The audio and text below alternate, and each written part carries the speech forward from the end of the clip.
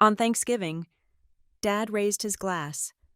"Family first," he said, as the dishes clattered like a warning. Under the table, my wrist was still bruised from this morning's punch, from the woman who called me daughter. At the office, she was the revered VP of Finance. At home, my tormentor. I wasn't praying for justice. I was planning it, and it would be over before dessert was served. My name is Mara Quinn. I am 32 years old, and I hold the title of Head of Risk Management at Thornbridge Systems. Tonight, however, my title is simply daughter, and my position is a carefully measured 18 inches of contested space at the Thanksgiving table, wedged between my father, Grant, and my stepmother, Celeste. The Quinn family home in Graybridge, a town built on quiet money and even quieter secrets, is suffocating under the weight of forced festivity. A long mahogany table, a relic from my grandmother, stretches through the dining room, its surface reflecting the cold, precise light of the crystal chandelier above. In its center sits the turkey, a glistening, greasy monument to familial obligation. The air is thick with the scent of sage and resentment. Around us, the sounds are sharp, metallic, the scrape of a fork against porcelain, the high, thin clink of a knife hitting a water glass, each noise a tiny, percussive shock against the strained silence. My father stands, his chair scraping against the hardwood floor. He raises his wine glass, the deep red of the Merlot catching the light. He is a man who loves the performance of family more than the reality of it. "A toast," he announces, his voice a little too loud, a little too hearty. "To what matters most. To us, family first." As he speaks the words, a stack of dessert plates in the kitchen slips, crashing to the floor with a sound like a gunshot.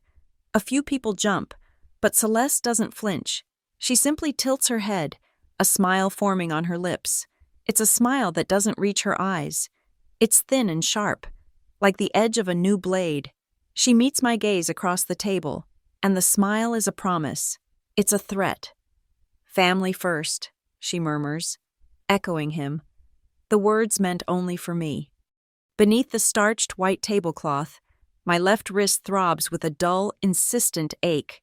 A deep, ugly bruise, the color of a stormy twilight, is blooming just beneath the cuff of my silk blouse. I discreetly shift my sleeve to cover it, the fabric a flimsy shield. The pain is a tether to this morning, pulling me back into the cold, damp air of the garage. The heavy garage door had rumbled shut, plunging the space into a sudden, disorienting gloom. The only light was a weak gray rectangle from the high window, illuminating dust motes dancing in the cold. I had been looking for the extra folding chairs. My back to her, I never heard her approach. The first sign was the scent of her perfume, a cold, metallic fragrance like winter steel. Then, the impact, a closed fist, connecting with the delicate bones of my wrist with a practiced, efficient force. It wasn't a slap of anger. It was a punch, a calculated act of control. "Don't you ever," she had hissed, her voice a low vibration in the sudden silence, "question my decisions in front of your father again." The pain was sharp, a spiderweb of fire cracking up my arm, but the shock was colder, deeper. The garage door rumbled open again, flooding the space with indifferent daylight, and she was gone, leaving me alone with the throbbing consequence of my question at breakfast about a minor corporate expense. Back at the table, the memory makes my hand tremble. A drop of red wine sloshes over the rim of my glass, a tiny, perfect bloodstain on the white linen. Panic, cold and sharp, pricks at my skin. I can't show weakness, not here. I push my chair back, the legs groaning in protest. "I'll go help with those plates," I say, my voice a carefully constructed monotone. I need to escape the scrutiny, the feeling of her eyes on me. As I pass behind her chair, her hand darts out, fingers closing around my good arm like a vice. Her nails dig into my flesh. "Know your place and stay quiet," she whispers, her breath warm against my ear. The words are soft, almost loving. a stark contrast to the brutal pressure of her grip. She releases me, and I walk toward the kitchen on legs that feel hollow, the sound of laughter from the table chasing me like a pack of dogs. In the kitchen's sterile, fluorescent light, I lean against the cool granite of the countertop and draw a ragged breath. My phone, lying face down on the counter, buzzes. The screen lights up with a message notification. It's from my boss, the Chief Operating Officer of Thornbridge Systems. Monday presentation for the Q4 Fraud Control Report is confirmed. Board of Directors will be in attendance. Be prepared. I stare at the words, the black text stark against the white light of the screen. Fraud Control, Board of Directors.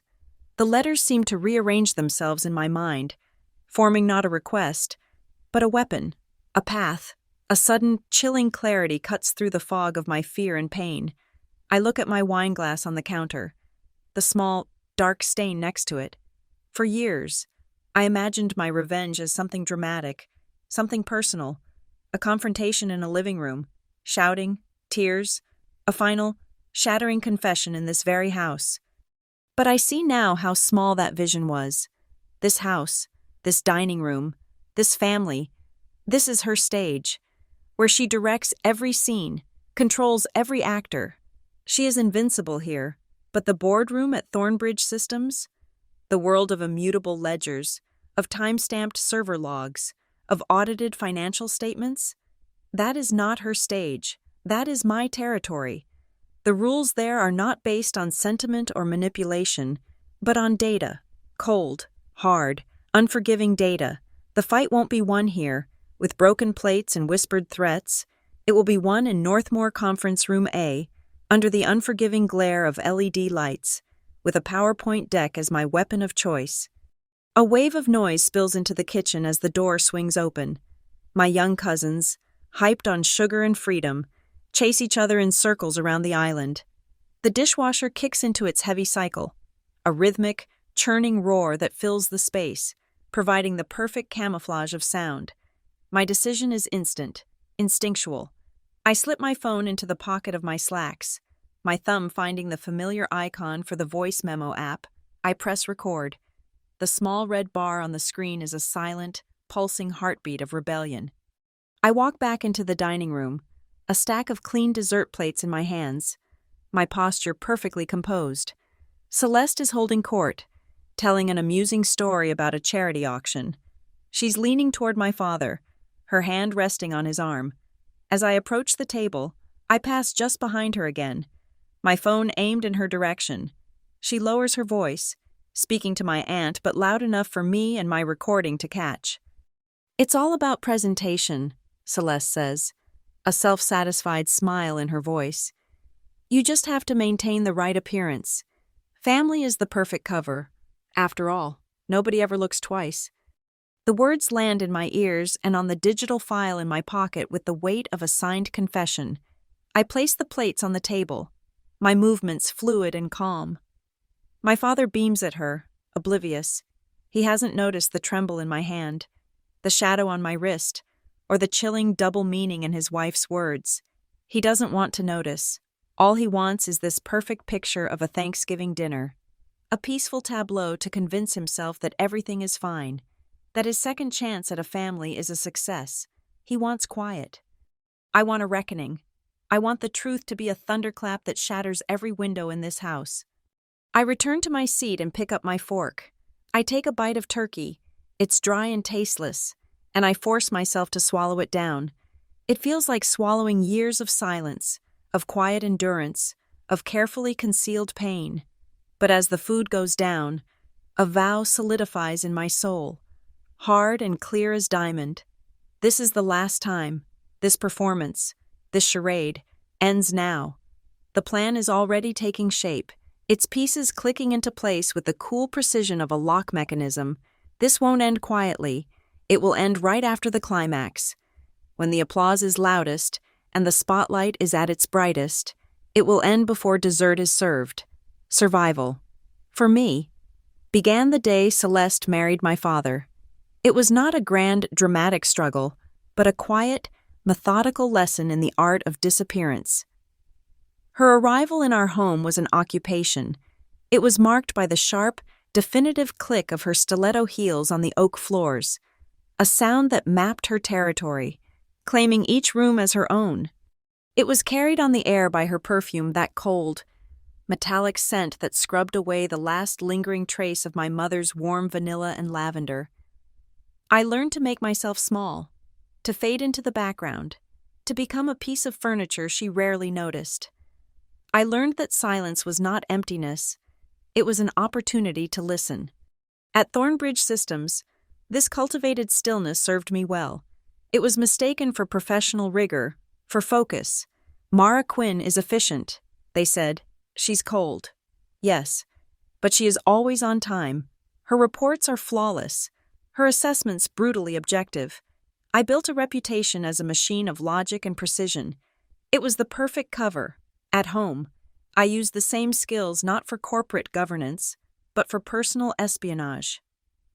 I listened to her phone calls, noting the frustration in her voice when discussing quarterly revenue targets. I observed the way her jaw tightened when my father mentioned an old friend of my mother's. Every sigh, every unguarded word was a data point, a potential weakness to be filed away. Our lives were a paradox, intertwined at the office and at home. As chief financial officer, Celeste was the architect of the company's financial strategy. Her mantra, repeated in every executive meeting, was the aggressive optimization of cash flow. She spoke of trimming inefficiencies, of leveraging assets, of maximizing returns. I, as head of risk management, was the woman who followed behind her, checking the structural integrity of the edifice she was building. My job was to anticipate the consequences of her optimizations. She saw a redundant department to be cut. I saw a potential compliance breach. She saw an unregulated subsidiary in a tax-friendly jurisdiction as a brilliant move. I saw a reputational hazard waiting to explode. We were two opposing forces, locked in a professional dance, and only I knew that the dance continued after we clocked out, in the quiet, tense hallways of our own home. The first thread appeared 6 months ago. It was late on a Tuesday, the office quiet except for the hum of the servers. I was conducting a routine audit of transactional outflows to third-party vendors, a tedious but necessary part of my job. And there it was, a single wire transfer, just under the $10,000 threshold that would trigger an automatic secondary review. The recipient was an entity I had never seen before. Family First Holdings, LLC. The name was a jolt, a discordant note in the sterile symphony of corporate ledgers. Vendor names were supposed to be bland, anonymous. Apex Global Logistics, Synergy Consulting Group. Family First Holdings was sentimental, almost mocking.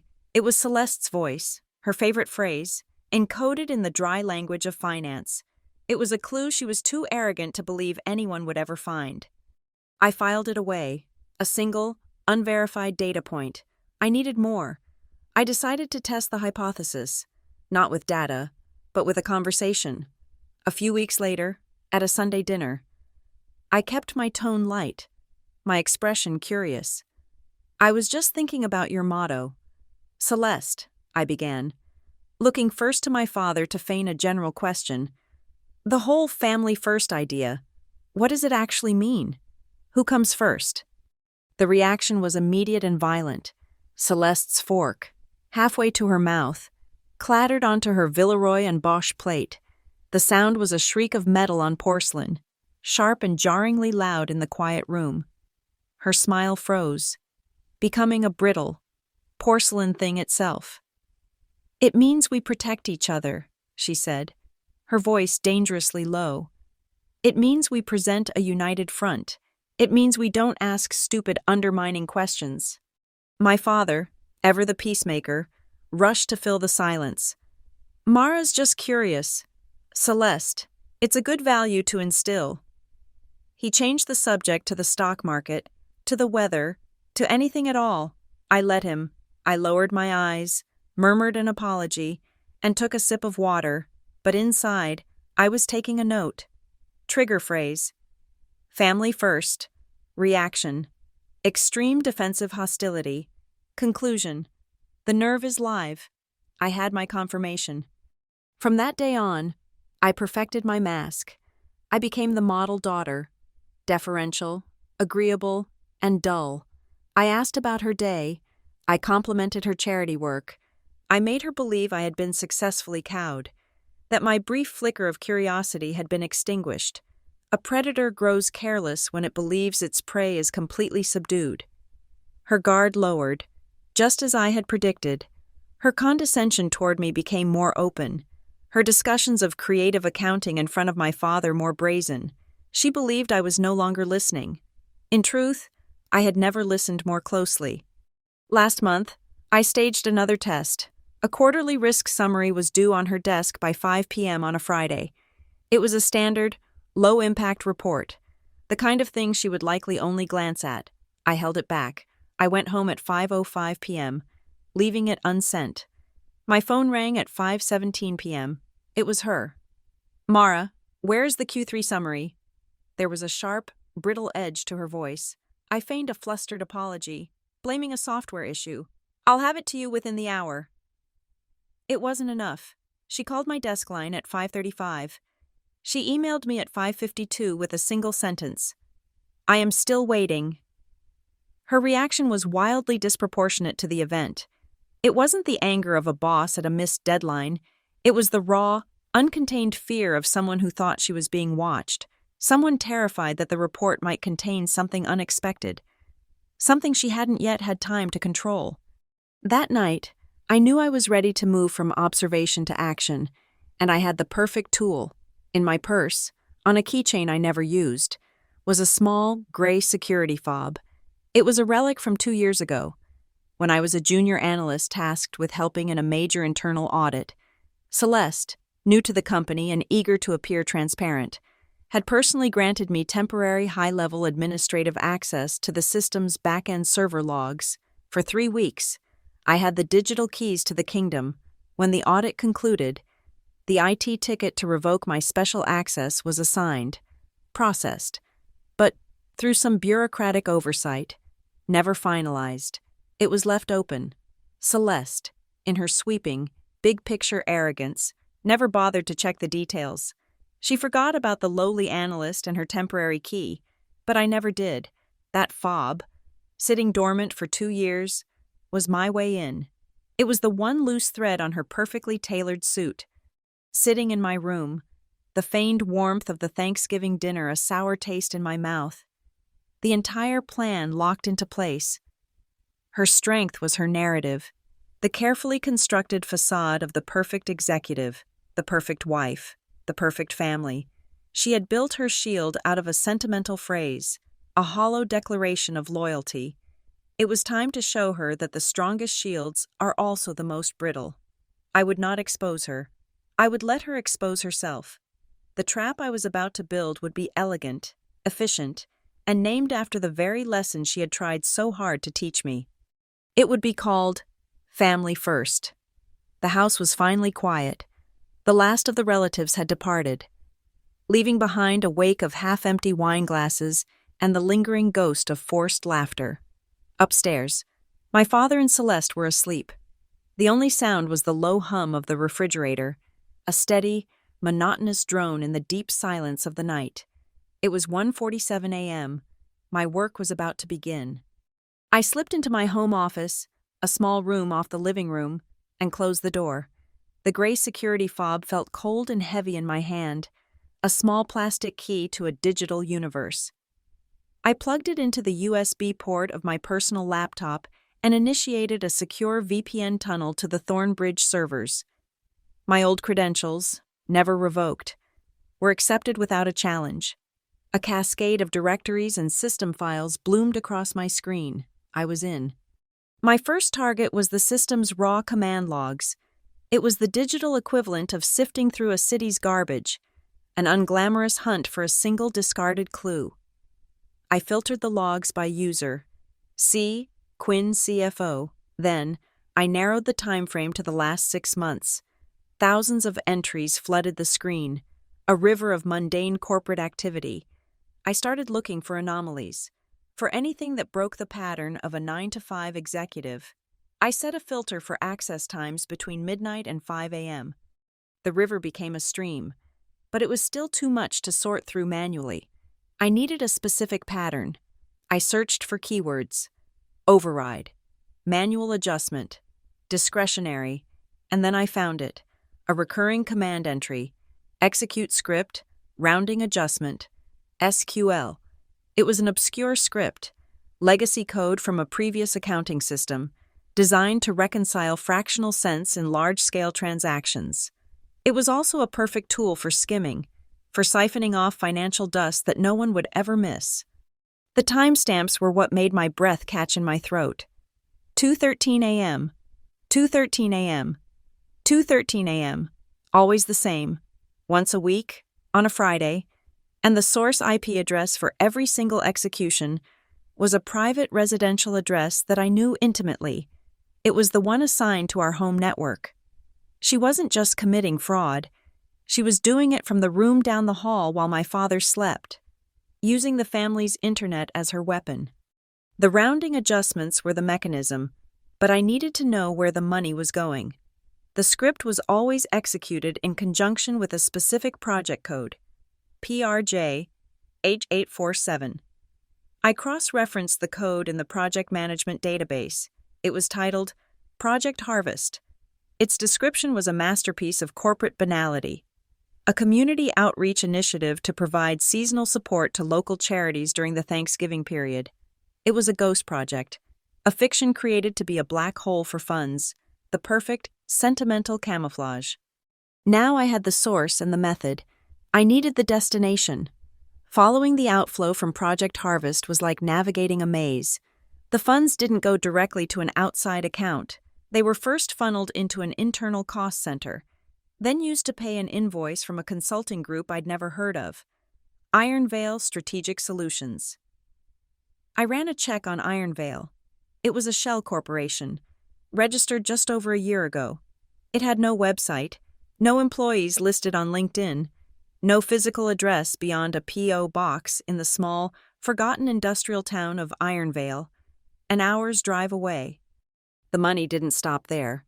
Iron Veil Strategic Solutions then paid a service fee to another entity, Graybridge Capital Management, which in turn paid a retainer to a third, Northwood Advisory Partners. It was a classic laundering technique, 3 layers of separation designed to frustrate any simple audit, but the final destination of the funds from Northwood was always the same: a wire transfer for consulting fees to Family First Holdings, LLC. Celeste's digital breadcrumbs formed a perfect, damning trail. Each payment, from the initial rounding adjustment to the final wire transfer, was for an amount like $9,850 or $9,920, always meticulously calibrated to fall just below that $10,000 automatic approval threshold. This wasn't a clumsy smash and grab. This was the work of a skilled artisan. My hands were cold, but my mind was on fire. I had the complete chain of evidence. Now, I had to preserve it before she could ever suspect and cover her tracks. I initiated a full data snapshot, capturing the current state of the ledgers, the project accounts, and the transactional history. I exported the file and uploaded it directly to Thornbridge's Worm Drive. Write once, read many. It's the company's digital vault, a form of immutable storage where data, once written, cannot be altered or deleted. I timestamped the upload. 2:58 a.m., November 28th.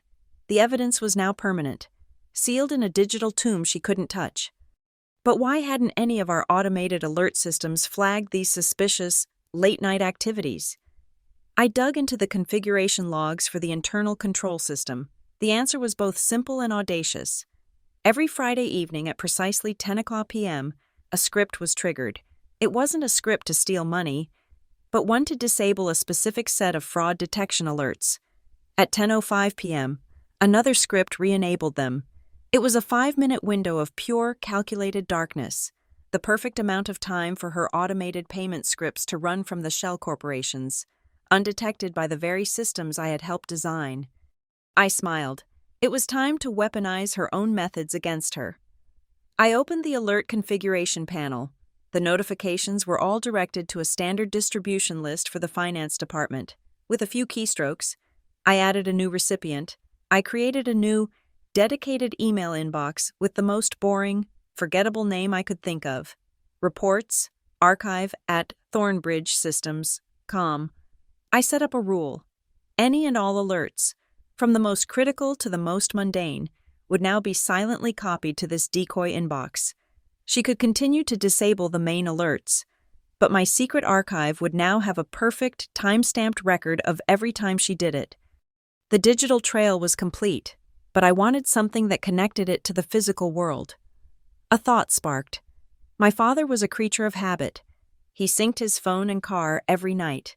I quietly made my way to the kitchen where his phone was charging. His password was my mother's birthday. It always had been. I opened the car's companion app. It kept a detailed log of every trip. Time, destination, duration. I cross-referenced the log with the dates of the 2:13 a.m. transactions. The pattern was chillingly clear.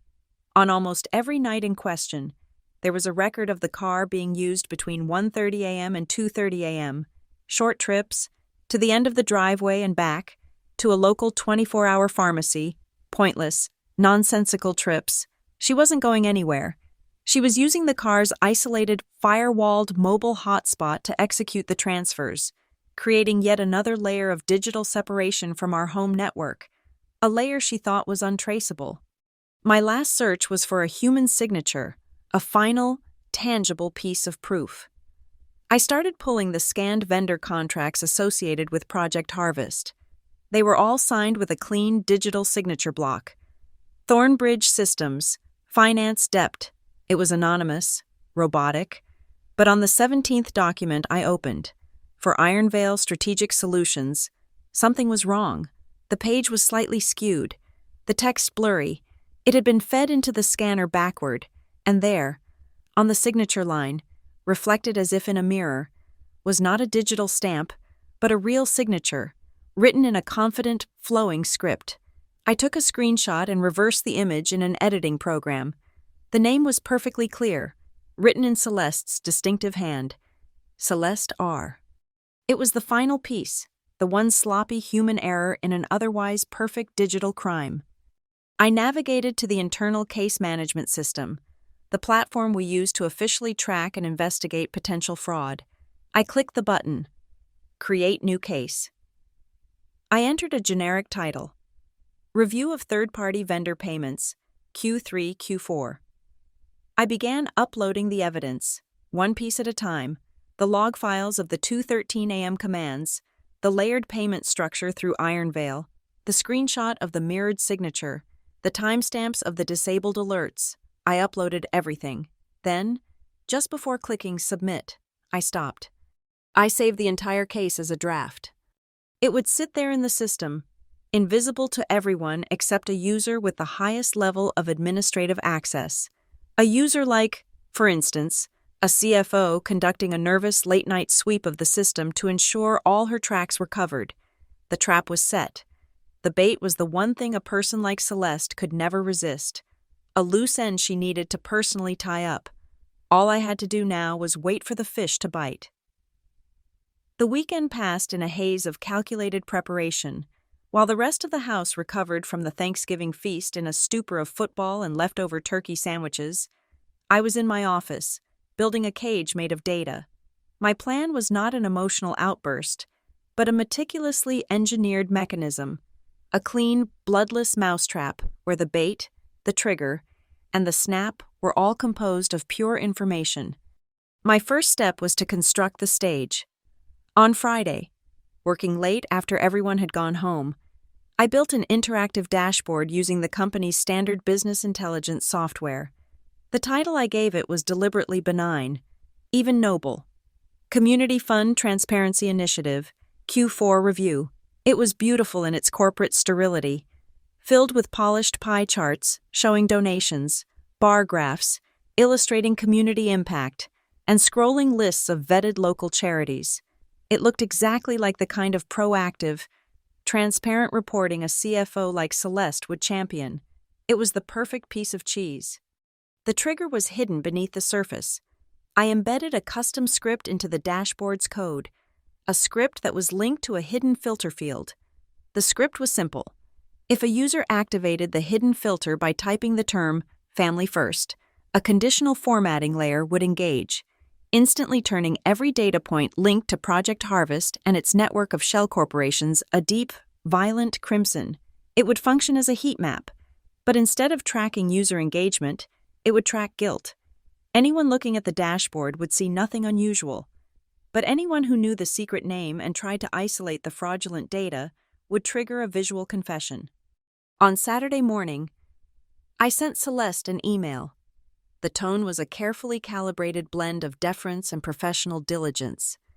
"Celeste," I wrote, "good morning. I've put together a preliminary dashboard for Monday's briefing on the Community Fund. I would be grateful if you could lend your expertise and review the section on local charity disbursements before then. Your insight would be invaluable to ensure the financial narrative is perfectly aligned. The link is below. Thank you. Mara."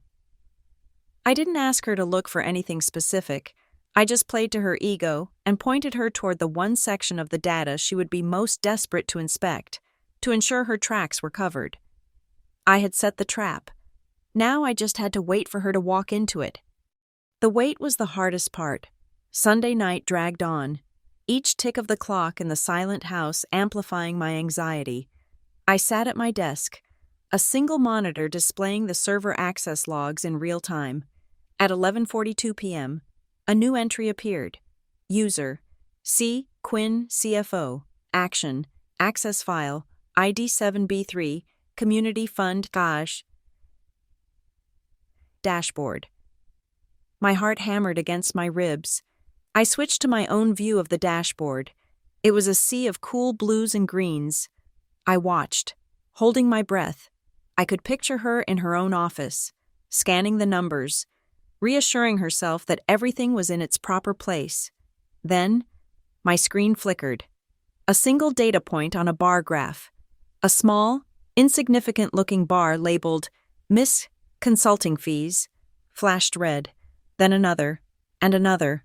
Within a second, a spiderweb of crimson lines exploded across the screen, connecting Project Harvest to Ironvale, to Greybridge, to Northwood, and finally to a single, glaring red box at the end of the chain. The heat map had ignited like a furnace. She had used the hidden filter. She had typed "Family First." She had confirmed she knew the name, that she was looking for it. The trap had been sprung. I had anticipated her next move.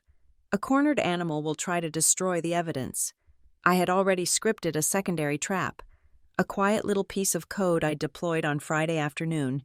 It was an event-triggered screen recorder, linked to the accounting software itself. The rule was specific.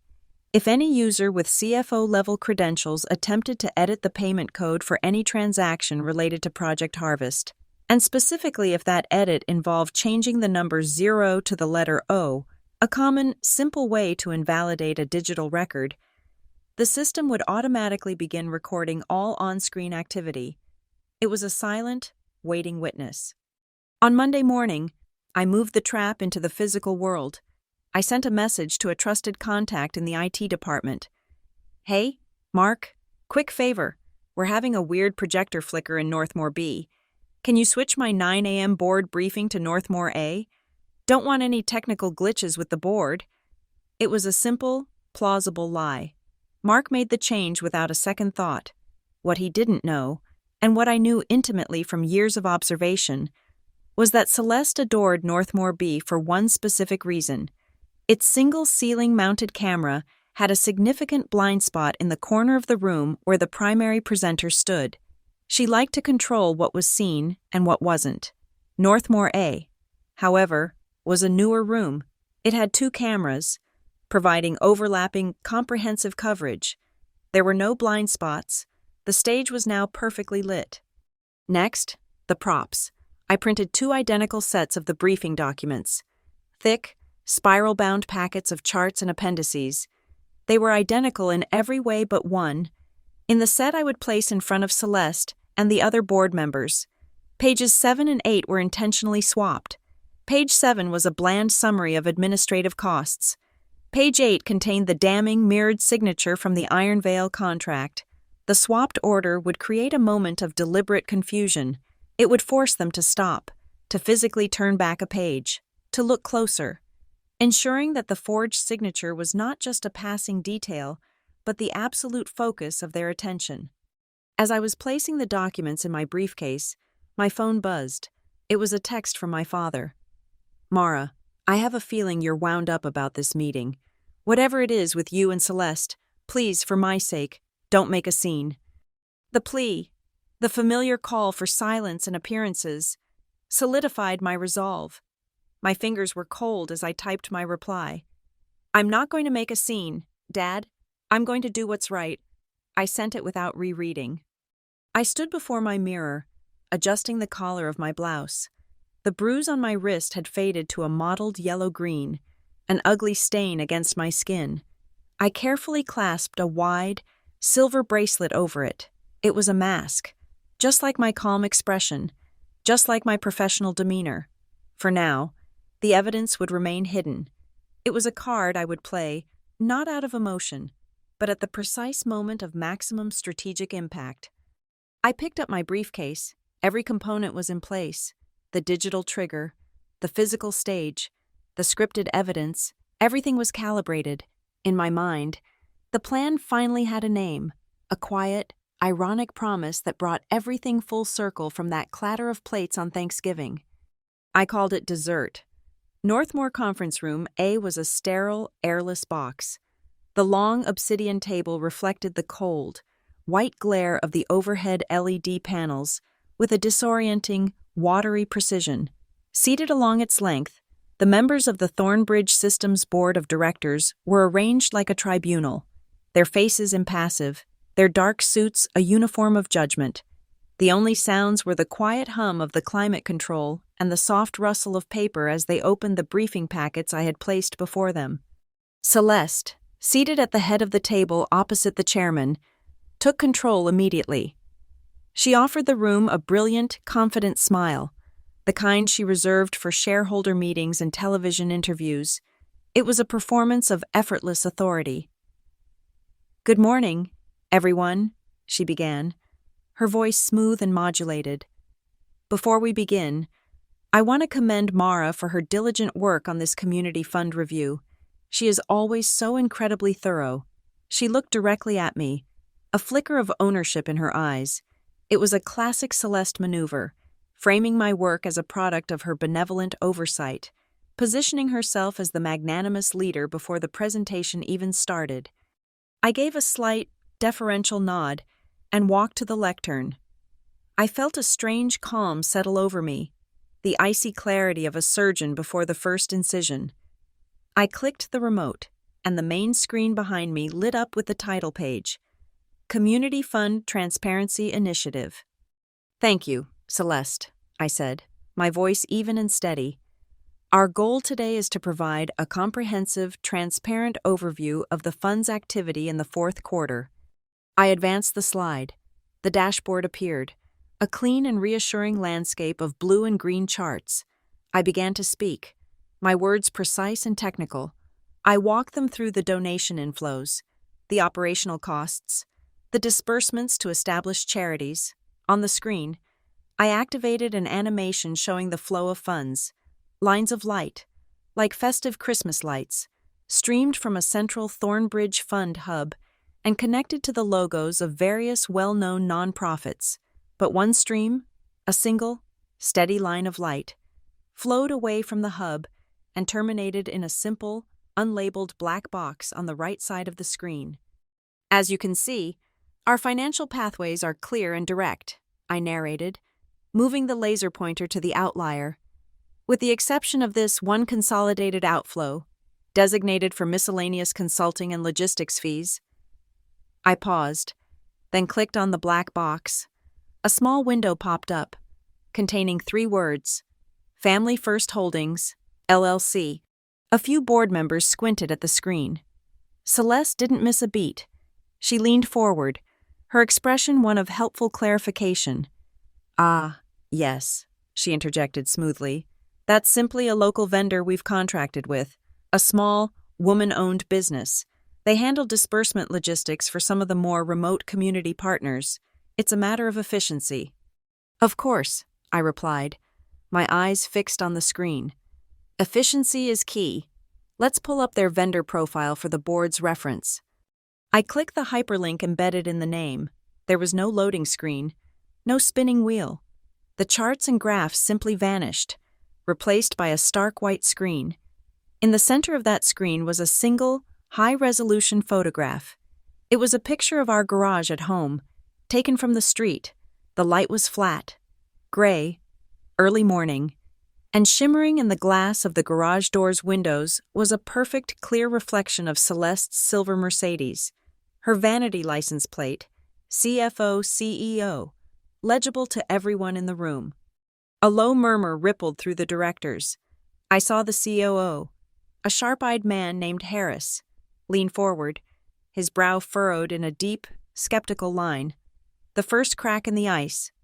As the image of the garage hung in the silent room, I turned my attention to the packets in front of them. If everyone would please turn to page 7 in your briefing documents, I said, my voice calm. You'll find the vendor's incorporation papers.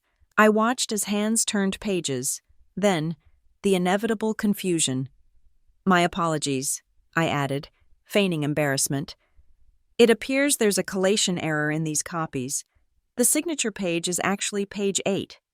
The sound of rustling paper filled the room. It was a small, manufactured moment of chaos that forced every single person to stop, to break their rhythm, to focus intently on finding the correct page. And then they found it. I saw eyes widen. I saw one director discreetly put on his reading glasses to look closer. There, on the contract for Ironvale Strategic Solutions, was the signature line, scanned backward, the name reflected but unmistakable, Celeste R. Celeste emitted a short, sharp laugh. It was a brittle, inorganic sound. "Oh, for heaven's sake," she said, waving a dismissive hand. "A clerical error. Clearly the scanning department fed the page in backward. It's a simple typo. Nothing more." She looked around the table, seeking allies, projecting an air of amused exasperation at such a trivial mistake. "Typos do happen," I agreed. Turning back to the lectern, my voice dropped, becoming quieter, more deliberate. "But system logs are immutable." I clicked the remote one last time. The image of the garage was replaced by a new window, a video player. I pressed play. The silent, recorded screen of a computer desktop filled the monitor. The board watched as a cursor moved with brisk efficiency. It opened the Thornbridge accounting software. The system time, displayed in the bottom right corner, read 2:13 a.m. They watched as the user, logged in as C. Quinn CFO, navigated with expert speed to the payment records for Project Harvest. They watched as the cursor highlighted a payment code ending in the number 0, deleted it, and replaced it with the letter O. Then again, and again. A systematic, deliberate act of data corruption, performed in the dead of night, under her own user credentials. The video ended. The screen went black. The silence that fell upon the room was absolute. It was a physical presence, a heavy, suffocating blanket that pressed down on all of us. No one moved. No one breathed. And in that dead, profound quiet, the company's general counsel, a man named Peters, let his pen slip from his fingers. It hit the obsidian table with a sharp metallic clink-clatter. The sound was an explosion in the silence. It was the exact sound of the dessert plates falling on Thanksgiving night, the sound of something clean and valuable and fragile, shattering into pieces. I leaned forward, my lips barely an inch from the microphone on the lectern. I didn't raise my voice. I didn't have to. Every word was a perfectly aimed needle, piercing the silence. "Family first," I said softly. "The money came first." The spell was broken. The chairman of the board, a stoic man with iron-gray hair, did not look at Celeste. He did not look at me. He looked directly at Peters, the lawyer whose pen had just fallen. "Paul," he said, his voice flat and devoid of all emotion, "pause this meeting." Before Peters could even respond, the door at the back of the conference room opened silently. 2 men from corporate security stepped inside. They were large, impassive men in identical dark suits. They didn't speak. They didn't move toward anyone. They simply stood on either side of the door, their arms crossed, their presence a silent, unassailable fact. They were not there to ask questions. They were there to wait for instructions. They were shadows, come to escort someone into the dark. That evening, the grand ballroom of the Gray Bridge Plaza was a stage set for a triumph. It was the annual Thornbridge Systems Thanksgiving Charity Gala, the glittering apex of the town's social calendar. The lighting was warm and golden, designed to make diamonds sparkle and skin glow. The air hummed with the sound of a string quartet, the clink of champagne flutes, and the low murmur of self-congratulation. This was Celeste's kingdom, and she moved through it as a queen, resplendent in a sheath of emerald green silk, her hand on the arm of a senator, her laugh a perfectly pitched cascade of charm. From a small, 2-person table near the back, I watched her. The board's decision that morning had been to place her on administrative leave, effective immediately, pending the results of a full, independent forensic audit. It was a corporate death sentence, but one delivered behind closed doors, to the world, to this room of donors and dignitaries. She was still the brilliant, benevolent CFO of Thornbridge Systems. Her presence here was an act of breathtaking audacity, a final, defiant performance designed to project an image of untouchable power. She was betting that the corporation would never dare to humiliate her, and itself, in such a public forum. It was a calculated risk, and it was about to backfire spectacularly. My gaze drifted to the 3rd row of tables from the stage. My father sat there, looking smaller than I had ever seen him, lost in his tuxedo. His hand was clasped tightly around Celeste's. He held it like a man clutching a piece of wreckage in a storm, a desperate, white-knuckled grip of denial. His eyes were not on the stage, not on the crowd, but on some distant, middle point in the air. He was a man actively trying not to see. He was there to play his part, the supportive husband. After the dinner service, the lights dimmed and a spotlight found Celeste as she ascended the small staircase to the stage. Applause, warm and genuine, washed over her. She stood at the podium, bathed in the golden light, the very picture of philanthropy and grace. "Thank you, all of you, for being here tonight," she began, her voice resonating with practiced warmth. "At Thornbridge, we believe that success is not measured in spreadsheets or stock prices, but in the strength of our community. It's about building a family, a corporate family, a community family, where we lift each other up." I reached into my clutch and took out my phone. As she spoke of family, of trust, of integrity, I navigated to a custom app I had asked my IT contact, Mark, to build for me. It was a simple tool. It had one button. "Because it is in giving that we truly receive," Celeste continued, her voice swelling with emotion. "It is in embracing our shared values that we find our true north. It's a principle I live by every single day. Family first." At that exact moment, I pressed the button. On stage, a discreet buzz came from Celeste's clutch on the podium. Her eyes flickered downward for a fraction of a second. The push notification on her phone screen was designed to be irresistible. "Urgent. Active edit detected in archived vendor documents. Please verify." Her composure was flawless. She didn't pause, but I saw her subtly reach for her phone. Her thumb swiped across the screen. She needed to see. She needed to know who was in her system. The technical setup was an elegant piece of theatrical malice. Her phone was connected to the event's secure Wi-Fi, a network that IT now controlled completely. The moment her phone authenticated to the Thornbridge dashboard, Mark's script initiated an auto-mirror command. Behind her, the enormous LED screen, which had been displaying a tasteful looping video of smiling children, flickered once, then it went black. Then, it became a perfect, gigantic replica of her phone's screen. The audience murmured in confusion. On stage, Celeste, her eyes locked on the small device in her hand, had not yet noticed. The crowd watched as she navigated with swift, angry taps. They saw her open the Community Fund Transparency Initiative dashboard. They saw her enter the hidden filter field. And they saw her type the 2 words that condemned her: family first. The effect on the massive screen was instantaneous and devastating. The entire dashboard, a 10-foot-tall monument to her guilt, erupted into a blaze of crimson.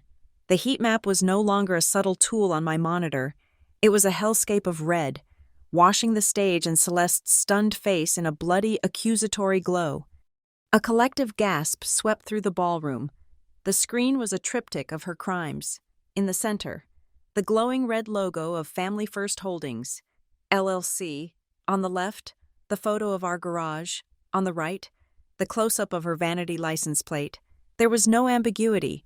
There was no room for interpretation. Celeste looked up from her phone, her face a mask of dawning horror as she finally realized what was happening. She saw her own guilt projected for the entire world to see. I stood up from my table and began to walk toward the stage. My steps were steady, my path clear. The room was utterly silent now, a vacuum of shock. I walked up the side stairs as Celeste stared, paralyzed, at the monstrous screen. I walked not to the main podium, but to a secondary microphone set up for award recipients. "Transparency," I said, my voice clear and amplified, cutting through the silence like glass. "That is the true gift of the season." Celeste's paralysis broke. She fumbled for the small remote that controlled the presentation. She aimed it at the screen, her hand trembling, and mashed the off button. Nothing happened. She clicked it again, and again. The red glow of the dashboard did not flicker. It was an immutable, unblinking judgment. Mark had, as I'd requested, locked her out. From the front table, the COO, Harris, stood up. He walked to the podium that Celeste had just abandoned. He unfolded a single sheet of paper, the rustling amplified by the microphone with a dry, crackling sound. "On behalf of the Board of Directors of Thornbridge Systems," Harris began, his voice cold and resolute, "I am reading a motion, passed unanimously this morning, effective immediately. Celeste Quinn is suspended from all duties as Chief Financial Officer, pending a full investigation into financial malfeasance and a breach of fiduciary duty." It was a corporate execution, performed in the full glare of the public spotlight. 2 security guards, who had been standing discreetly by the exit, began moving purposefully toward the stage. The press table erupted. Camera flashes began to fire, a frantic, strobing blitz that caught Celeste's face in a series of stark, terrified tableaus. A waiter, frozen mid-step, held a silver tray where a dozen champagne flutes rattled against each other, a high, trembling, chattering sound, the sound of a world coming undone. And then, in the 3rd row, my father stood up. He didn't look at the stage. He didn't look at the flashing cameras or the advancing security guards. He looked past all of it, his eyes finding mine across the chaotic, glittering room, the confusion, the denial, the willful blindness. It was all gone, washed away in the brutal, public floodlight of the truth. For the very first time since my mother had died, he was looking at me, his daughter, as if he was truly seeing me, and in his eyes, I saw the shattering of a carefully constructed world. The emergency board meeting was convened not in the polished grandeur of Northmore A, but in the sterile, windowless confines of the corporate legal department's main conference room. The air was recycled, the lighting a flat, shadowless white that leached the color from everything. There was no coffee service, there were no pleasantries. There was only the long gray table, the dozen members of the board, my father, present as a witness and spouse, Celeste, and a team of corporate attorneys from an outside firm, their faces grim and unreadable. We began with a ritual. The lead counsel, a woman named Avery Shaw with steel gray hair and an equally steely gaze, opened a thick binder. The crisp snap of the 3-ring mechanism echoed in the silent room. "This emergency session of the Board of Directors of Thornbridge Systems is hereby called to order," she stated, her voice a monotone. For the record, we will begin by reading the relevant sections of the corporate charter. Section 12, subsection B, the Code of Ethics. All officers of this corporation shall act with the highest degree of integrity, honesty, and transparency. She continued, her voice a relentless, steady drone, citing the arcane language of bylaws and fiduciary responsibility. It was a legal incantation, a purification rite to cleanse the room of sentiment and emotion, reducing everything to the cold, hard calculus of liability and law. Celeste sat perfectly still, her hands folded on the table, the picture of wronged dignity. My father stared at his own hands, his knuckles white. When Shaw was finished, she looked at me. Ms. Quinn, you may present your findings. I did not stand. I remained seated, opened my laptop, and connected it to the room's projector. There was no elaborate dashboard this time. The first image on the screen was a simple flowchart. The embezzlement scheme is structured across 3 layers of shell corporations, I began, my voice as flat and procedural as the lawyer's. I used the laser pointer to trace the path of the money, my narration a clinical litany of facts. Funds are initially siphoned via rounding adjustments on high-volume transactions, consolidated under a ghost project codenamed Harvest. They are then invoiced out to Ironvale Strategic Solutions as consulting fees. I clicked to the next slide. A scanned contract appeared. This contract is a fabrication. Ironvale has no employees and no physical address. I moved the pointer to the signature line. The signature, when digitally reversed, is a match for Celeste Quinn's. Click. The next slide showed a timeline. The system's fraud detection alerts were disabled for a 5-minute window every Friday night, coinciding with the timing of the fund transfers. I presented the log files, the timestamps, the IP address traced back to our home. I presented everything I had found, not as a story of betrayal, but as a sequence of data points, each one a link in an undeniable chain. The only sound in the room was my voice and the soft click of the presentation remote. The rustle of paper was a constant whisper as the board members cross-referenced the evidence on the screen with the copies in their binders. Then, I stopped the visual presentation. The screen went black. Finally, I said, there is the matter of intent. I clicked a file on my laptop. A sound wave icon appeared on the screen. From the room's speakers, a voice filled the silence. It was Celeste's voice, but stripped of its public warmth, made intimate and conspiratorial by the recording. It's all about presentation. You just have to maintain the right appearance. Family is the perfect cover. After all, nobody ever looks twice. The audio file ended. The silence that rushed back in was heavier, colder. My father made a choked, gasping sound. He turned to Celeste, his face a ruin of confusion and dawning horror. "Celeste," he whispered, his voice cracking.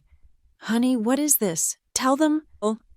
Celeste did not look at him with the panic of a cornered spouse. She did not even look at him with anger. She turned her head slowly, and her eyes were flat, her expression one of utter contempt. It was the look an accountant might give a column of figures that had just failed to add up correctly. He was no longer a husband, a partner, a shield. He was a miscalculation, and she dismissed him. That was my cue.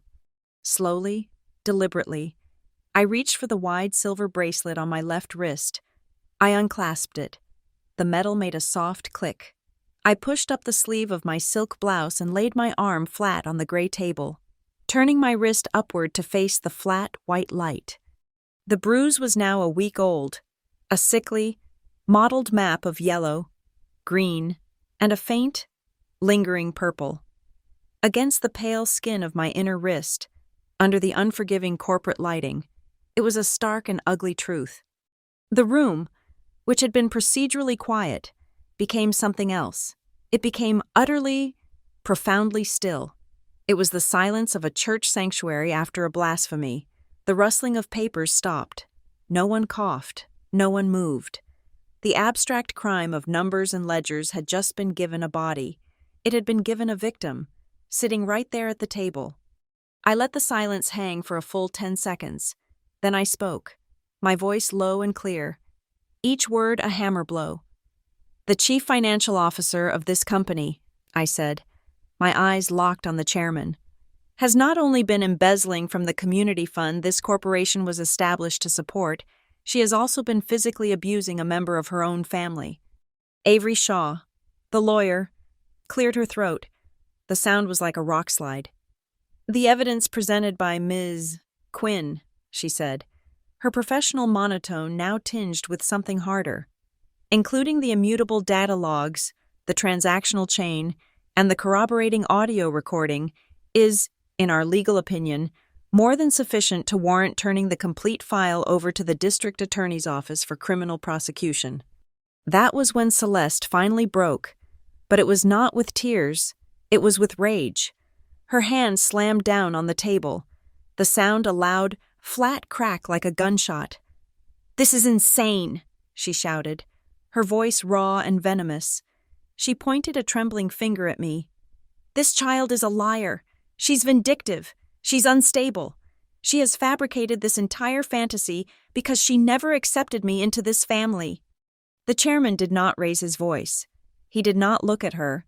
He looked at the ugly bruise on my wrist, then at the black screen of the projector. He let her furious words hang in the air until they dissipated, leaving only their shrill, desperate echo behind. Then he spoke, his voice quiet, almost conversational, and utterly final. "Data," he said. "Doesn't know how to fabricate." It was over. The sentence had been passed. Avery Shaw slid a single sheet of paper into the center of the table.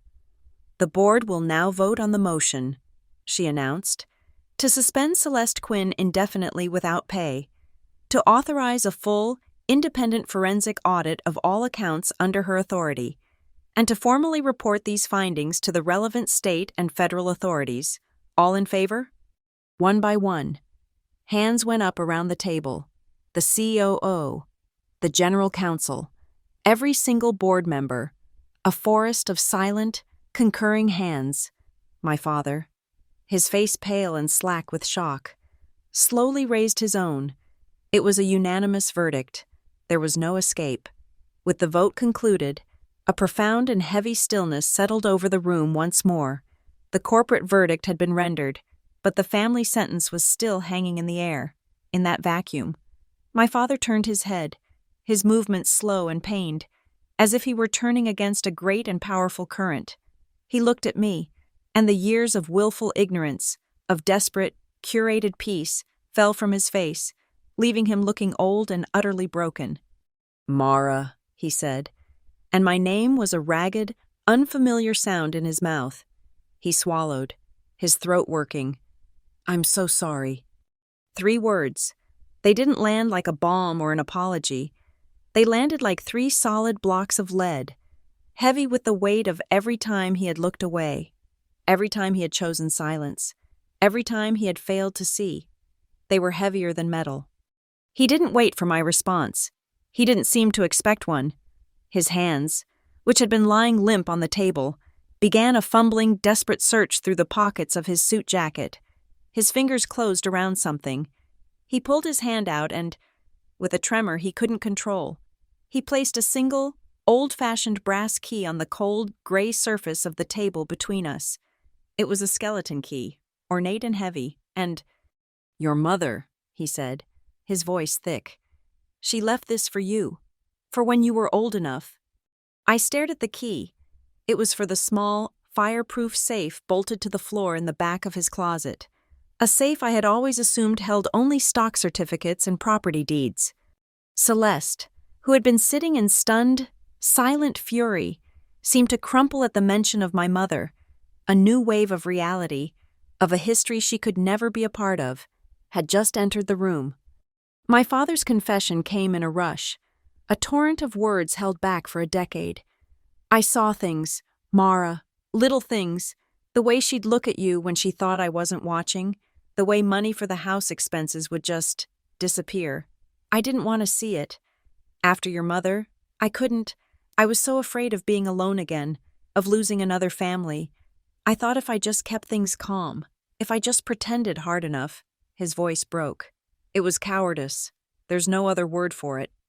He had seen the signs. He had chosen to be blind. I didn't offer him forgiveness.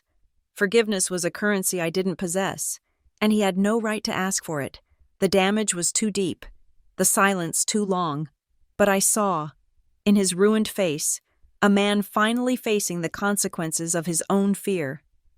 I reached across the table, my fingers closing around the cool, solid weight of the key. I didn't say a word. I just nodded. It was not an absolution. It was an acceptance of the facts. It was then that Celeste began to cry. The sound was shocking in its suddenness, a thin, high wail of despair. But as I watched her, I saw with chilling clarity that her tears were not for my father's pain, or for the bruise on my wrist, or for the trust she had shattered. Her face was contorted in the pure, naked agony of defeat. She was a gambler watching the last chip being swept from the table. She was a queen whose castle had just been stormed, not because she regretted her reign, but because it was over. She was weeping for her own failure. As her sobs subsided into ragged, hitching breaths, the door to the conference room opened. 2 uniformed police officers stepped inside, their presence a stark, blue and black intrusion into the gray, corporate world. They were accompanied by Avery Shaw, the lawyer, one of the officers. A tall man with a calm, tired face held a pair of steel handcuffs. They gleamed under the flat, white light, catching the reflection with a cold, metallic shine, like a misplaced piece of silverware on a banquet table. The officer stepped behind Celeste's chair. "Ma'am, would you please stand up?" he said, his voice polite but unyielding. My father made a move, a half-formed gesture of a husband's duty. He looked at Avery Shaw, a desperate plea in his eyes. "Please," he said, his voice a hoarse whisper. Can I just escort her out?" All eyes in the room turned to me. The decision, somehow, was mine. He was asking my permission to offer one last, empty gesture of protection to the woman who had tormented me, the woman who had betrayed him. "No," I said. The word was quiet, but it cut through the room with the finality of a closing door. I looked directly at my father. Let the right people do their job. For a long moment, he stared at me, his face a battleground of shame, duty, and a dawning understanding. Then, something inside him settled. The last vestige of his old role, the protector of a false peace, fell away. He gave a single, almost imperceptible nod, and he sat back down in his chair. He didn't look at Celeste. He didn't look at the officers. He looked at the gray table in front of him, and for the first time in more than a decade, he was unequivocally, silently, on my side of the line. The officers were efficient and impersonal.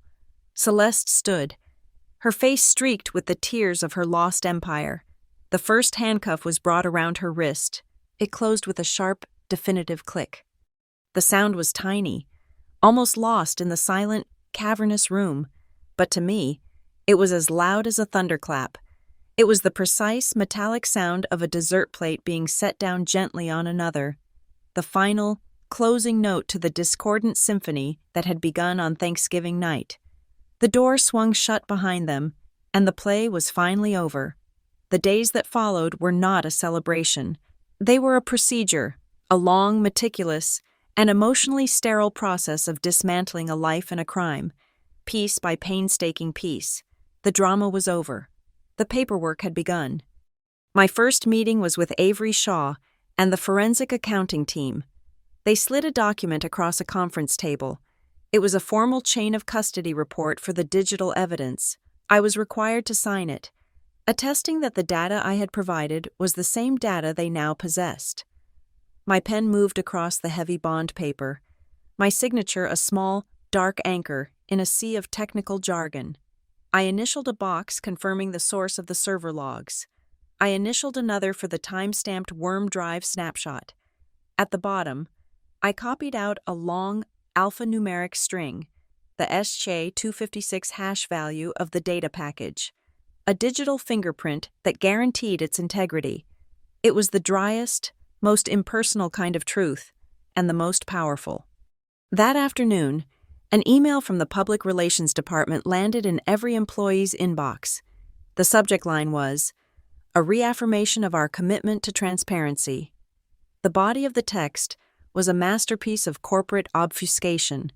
It spoke of recent leadership changes and the board's proactive steps to reinforce our robust internal controls. It praised the company's unwavering dedication to ethical governance. Celeste's name was never mentioned. My name was never mentioned. The entire sordid, violent affair had been sanitized, reduced to a bland press release designed to reassure investors and prevent a drop in share price. I was not a person who had been abused and who had fought back. I was an internal control that had functioned as designed. I felt a flicker of something cold, but it wasn't anger, it was understanding.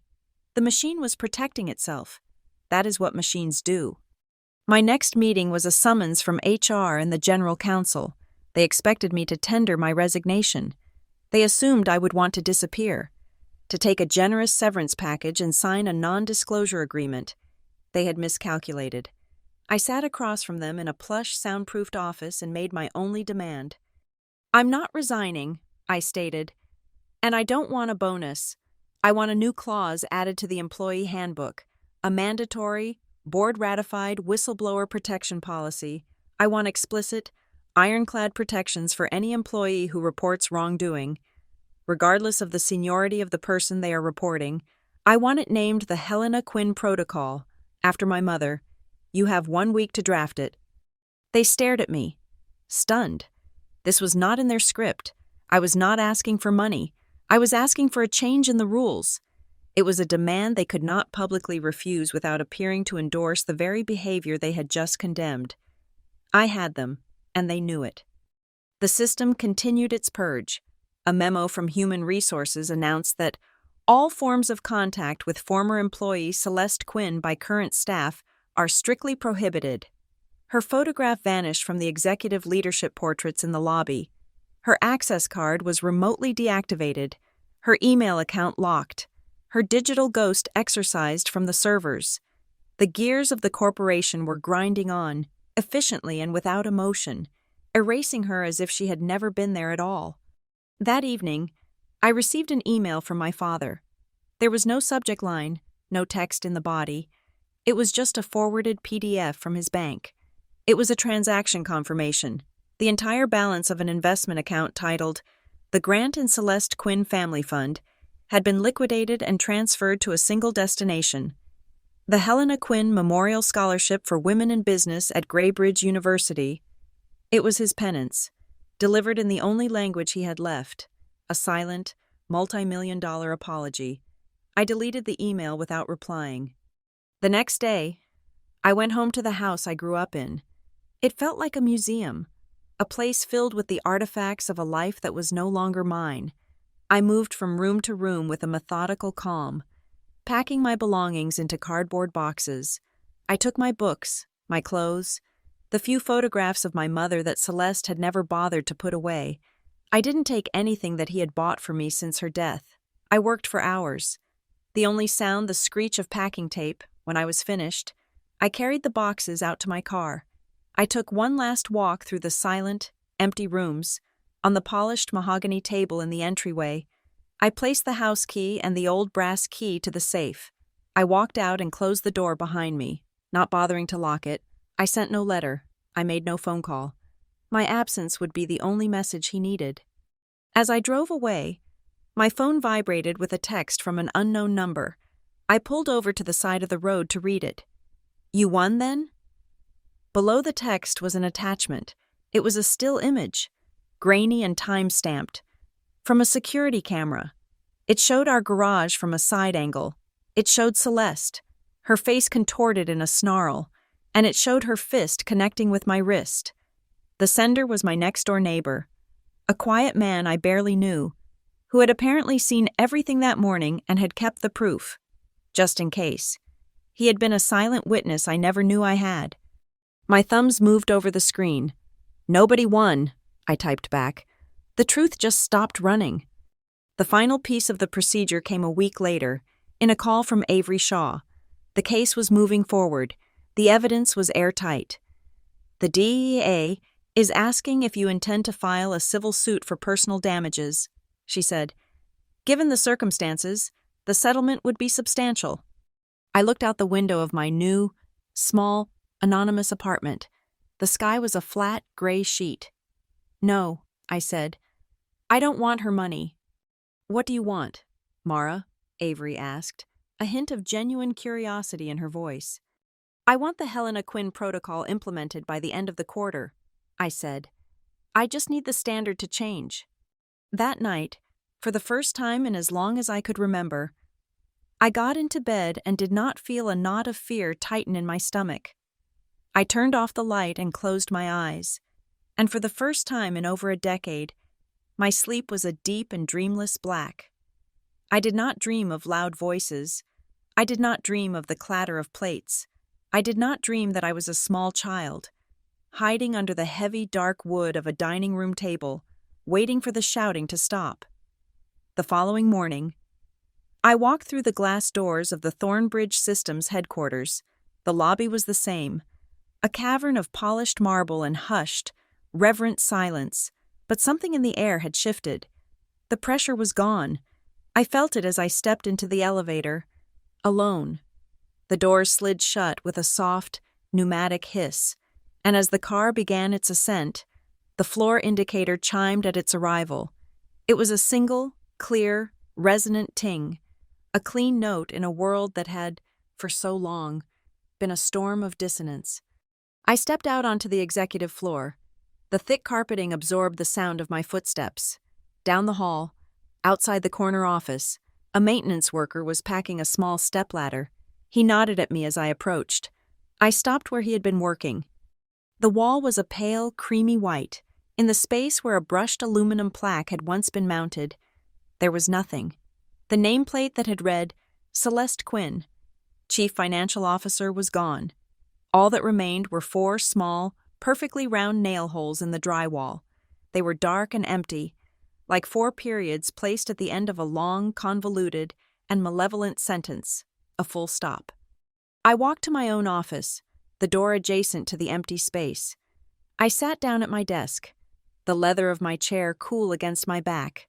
The view of Graybridge from my window was the same. The city was indifferent. It was just another Tuesday. I powered on my computer. The familiar chime, a small, procedural sound. There were dozens of emails, expressions of support from colleagues, requests for information from legal, a flurry of notifications from the automated systems I had put in place. I ignored them all and opened a new message. The recipient was the acting head of the finance department. The subject line was simple. Action item. The body of the email was a single sentence. Please begin immediate implementation of the full transparency protocols for the community fund, as outlined in the Helena Quinn protocol, effective today. I hit send. It was not a request. It was the closing of a loop, the first turn of a new, better machine. My phone buzzed on the desk, a text message from my father. I'm telling the family tonight, the real story. I looked at the words for a long moment. There was no plea for forgiveness, no request for my presence. It was just a statement of fact, a report from a man beginning a long, solitary penance. My thumb hovered over the keyboard. I typed a single response, okay, and I put the phone down, face down on the desk. I didn't stay at the office long. There was nothing more for me to do there. The system was now working as it should. I drove, not to my new apartment, but out of the city, toward the forgotten industrial town an hour away. I drove to Ironvale.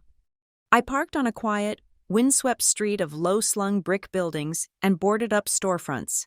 This was the home of Ironvale Strategic Solutions. The first layer of her deception, there was a small coffee shop on the corner, the only sign of life on the block.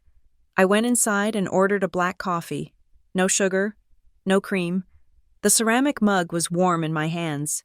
I sat at a small table by the window and looked out at the gray, unremarkable street. And for the first time, I noticed it. My hand, holding the mug, was perfectly, completely still. The tremor that had been my constant companion for years. The subtle, humming vibration of suppressed fear was gone. I looked down at my left wrist. The bruise was a ghost of itself now, a faint, yellowish stain on the skin. It was a reminder, a physical archive of a pain that was finally receding. The skin would heal, the flesh would regenerate and forget. That is the mercy of the body, but the data would not. The worm drive on the Thornbridge server was a better, more permanent kind of memory. It would not fade. It would not forget. As I left the coffee shop, my eye caught something tacked to a telephone pole across the street.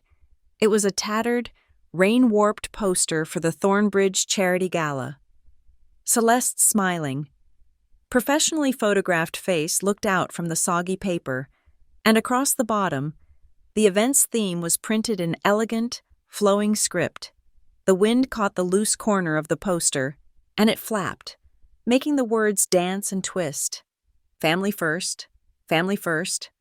A sound escaped my lips, something I hadn't felt in a long time. It was a laugh, not a laugh of joy or triumph, but a short, sharp, bitter bark of pure, unadulterated irony, the sheer, naked absurdity of it all, displayed on a forgotten street corner in a dying town. Back in my apartment, I sat at my small desk and opened my personal laptop one last time. I navigated to the secure folder where I had kept my own copies of the investigation, the original case file, the audio recording, the video of her corrupting the data, and the draft of the internal case I had created, the digital bait I had left for her to find. I highlighted that file. The decoy. The trap. I clicked the delete key. A confirmation box appeared. Are you sure you want to permanently delete this file? I clicked yes. The file vanished. It had served its purpose. The rest of the files, the original record. I moved to an encrypted, archived drive. I held down the power button on the laptop until the screen went dark, and then I closed the lid. The soft click was a sound of finality, a box being sealed. I stood and walked to the window, looking out at the anonymous city lights beginning to prick the twilight. The words echoed in my mind, the hollow motto that had defined and nearly destroyed my life. But the words were different now. I had taken them, broken them, and reforged them into something new, something true. Family first, I murmured to the empty room, to the darkening sky. It means truth first. Black screen. Thank you so much for listening to my story. It means the world to me to be able to share it. I'd love to know where you're all listening from. So please drop a comment below and let me know what part of the world you're in. We can connect and share our thoughts there. If this story resonated with you, please consider subscribing to the channel and giving this video a like. And if you really want to support this work, hitting that hype button helps more than you know, allowing this story to be heard by so many others. Thank you again.